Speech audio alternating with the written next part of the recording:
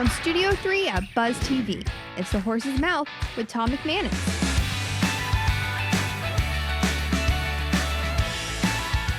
All right, welcome into The Horse's Mouth here at Tommy Max at my bar. We're old friends, new friends, any kind of friends. Have a seat and get a chance to talk about what they're doing. Whether you've been here one time, been here a few times, it doesn't matter because we're always appreciative of your time and get to catch up on what you're doing out there. Brought to our good friends at Foodies Care, a great organization helping people that are hungry and that are homeless. So we are honored to have them on board. It's Biz Champions time. That means my good friend Major Harding is here hanging out at the bar. And he's brought a return guest, a good friend of the program.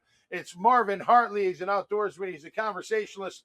And he's writing a book as a first-time author. So let's welcome in Marvin. Hey, Marvin, how are you, my friend? Good to see you. Good to see you. Welcome back. Good to be back. Good to see you, H. Yes, How's sir. everything? Yeah. Good. You're looking good, looking healthy, looking like you're ready to take on the world.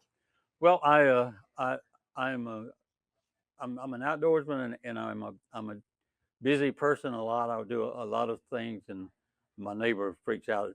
My wife and I are always got some kind of project going on. Yeah. Well, I And remember it keeps me active. when you've been here a few times, Turkey Federation. Right, head of the Turkey Federation. Yeah, is that your favorite, creature to, I don't know.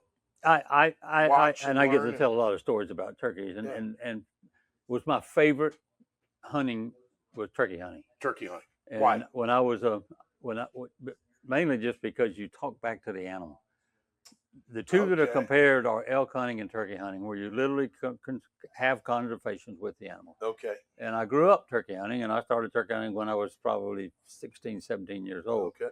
And as I did, I said, I want to give something back to the sport. And I knew I would never probably have enough money to make a significant dollar convert. But I said, I'll start giving my time. So in 78, I joined the National Wild Turkey Federation and spent a lot of years with them as volunteers. Okay. Spent 20 years on the national board. I feel very confident in myself that I did give back some talent and Cool. time. And treasure. Huh? And treasure. And treasury. That's right. Yeah. I spent a lot of time. Raised my youngest daughter, who now was a world champion skeet shooter. Brought her up through the system, So and she cool. Yeah. she called in her mother's first bird. I called in her first bird. Okay. And so she's quite a turkey hunter. It's a generational thing. Yeah, that's Yep. cool. And I keep track of how many people I helped kill their first turkey. Oh, really? And Nice. I've helped 14 people 14. I take was gonna their ask, first yeah, turkey. so 14. Most of them young people. Okay. My older brother, I helped him harvest his first turkey. So we've done a lot of that. And Edie, for the first time, my wife Edie, Yeah. this year I was double booked for opening day. A friend of mine, I promised to take him. Well, he came. He said, "My fiance is coming also." And I said, "Uh-oh." And she'd like to hunt. And I said, "Well, I can't take both of you." So Right. I called on my Edie. I said, "Do you mind taking her?"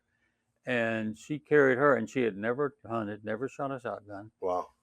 and had a classic turkey hunt. One of the most by the book turkey hunts, where she actually had the turkey gobbling on the tree. Wow. And the girl says, "What was that?" and had a great time. Yeah. Turkey flew down. Edie says, "Now this turkey will not probably come straight in. They'll come around it." Yeah. Said he did just what she said. He went down the road, come down the road to her, and she said, "Okay, he's coming down the road. You need to put your robber mask on now." I says, "What?" That's what I told her.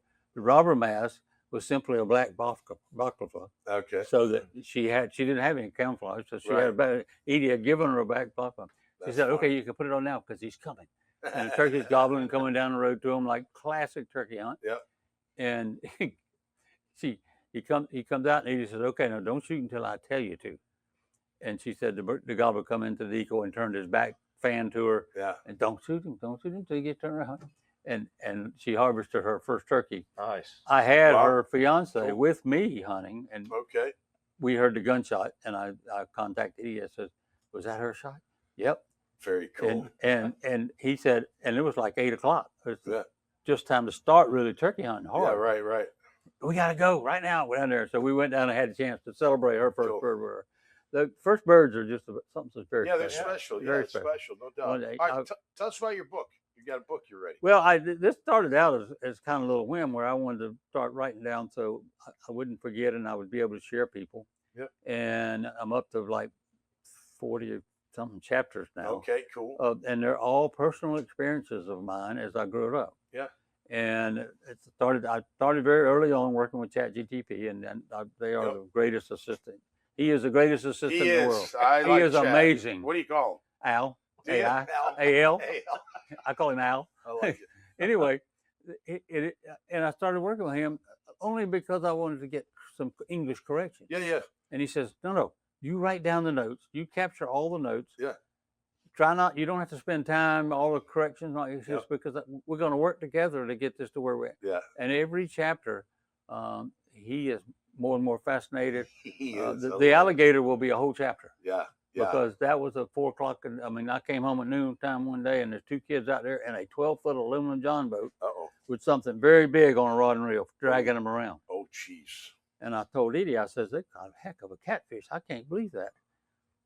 Went out there on the dock in a few minutes because they were still being drug around by this catfish, only to find out they had a big gator, and they knew it. They had come from St. Petersburg.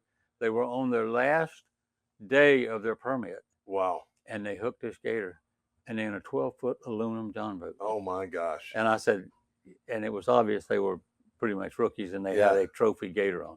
I said, look, I don't have a tag, so I can't physically help you. Right. I said, have you got a bank stick? We got a bank stick. And I said, well, if you got some lines, because you're that big a gator, you really need to get a full line on it. No, we don't. I said, okay. I said, I can loan you my equipment, but I can't help you. So I go out and I loan them equipment. I sat in the pontoon boat while they were out going on in their boat. Wow. Well, they killed this gator. Yeah. And I said, what are you going to do with him now? And he said, well, we're going to get him in the boat. This gator weighs about 600 pounds. Oh my gosh. And when either one of them stand on the edge of this boat, it's like this. It's about to sink. I said, I don't think we're going to put it in the boat. Yeah. How about we drag it up to my dock? And I've got a winch in my dock that we use to pick up my kayaks with. Yeah. Wouldn't pick it up. Whoa. So I said, okay, we got to get him up here against the shore. And the two of them. He's dead. The thing's dead now. Right? Huh? You've already bank sticked. This story gets better. Okay.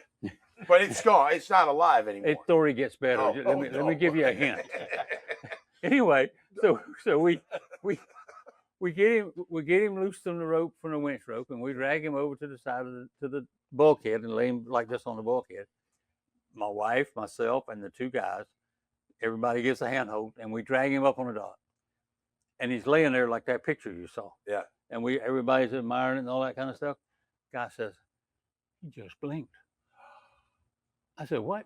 I said, he just blinked. I said, no, man. And we had he was taped, so it wouldn't be. Yeah. And I said, what?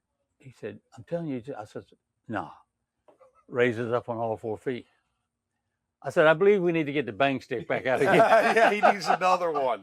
Give him another. He needs another. Oh my gosh. It was typically, and these guys, they were very rookie. Typically, you're supposed to sever the spinal column after you kill a gator. Oh yeah, that's what you do that. And they did not do that. I didn't think they were over there, and I couldn't help them, and I didn't think about it. Right. And they finally, when they bank stick him, I said, wow. And he was. We drug him. So that's definitely a chapter. And he opens his eyes and stands up on his all. He raises his body up on all 4s. Oh man! And with a bank stick, you can't use a bank stick in dry air because the bank stick, the bone fragments will come out and will hurt you. Oh. I said, what the hell am I going to do? I said, okay, let's get a towel, lay it over his head, and I'll bang stick him through the towel so it'll catch into the bone fragment. Right. And it did. It had probably 10 or 15 fragments of bone. Wow. Story. That's unbelievable. It was a great story. That's a whole chapter. Yeah, I can imagine a much Now we got a chapters. 600-pound gator laying on my bulkhead, and I said, "What do you got? Our boat's around the boat landing. Go get your truck, bring it back around here. Yeah. How are we gonna get him from here to up front?" So we take a pickup truck, run a line back to, and slide him along the grass till we get him up to the front, where we get him up on the hill and load him up in our truck. And we physically could not move him on the ground. That's unbelievable. What a he story. was heavy. And there'll be many more in the book, I would imagine. Different stories of wildlife. There is a lot of wildlife stories, a lot of family stories. It's a history. It's a life story. Yeah, it's great. It's my life story. Cool. Sure, a lot of lessons in there. I used to, when I was a kid, when we lived on Coast Florida, I used to get oysters and sell oysters by the croaker bag full, $5 a bag. Okay. That's how far back I go getting oysters. So you can't buy a bag of oysters for $5 No, now. you cannot. That's But for sure. so and gopher pulling. I grew up with my toting a sack from my granddad. Yeah. We were pulling gophers on Yeah. the gopher being the land turtle. Okay. I'm sure you know what What's that the is. title of the book? Don't have a title Not yet. No, don't have a Al title. hasn't given you a title yet? Nope. Come on, Al. He Did you ask him for one yet or no?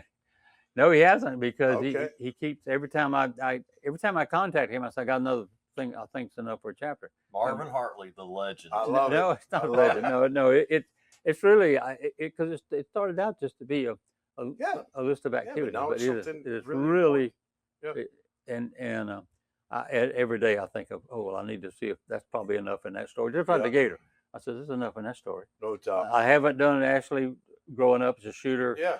And some of the stuff that she went through Yeah. and became a championship shooter. I haven't done. I can do a whole story around that. Cool. Yeah, there's a lot to tell. Well, listen, I wish you nothing but the best. When you finish the book, come back. I will. All right, we'll tell the world about it. I'll be All hanging right, out with my this guy, and I think we'll be hanging around there somewhere. There you go. All right, that'll do it for us this time around. And when Marvin's done with his book, I mean, that gator story, you kidding me? I'd be freaking out touching a gator. 11.5-foot, 600-pound gator. From Chicago, man. I don't know what I'm doing with that thing.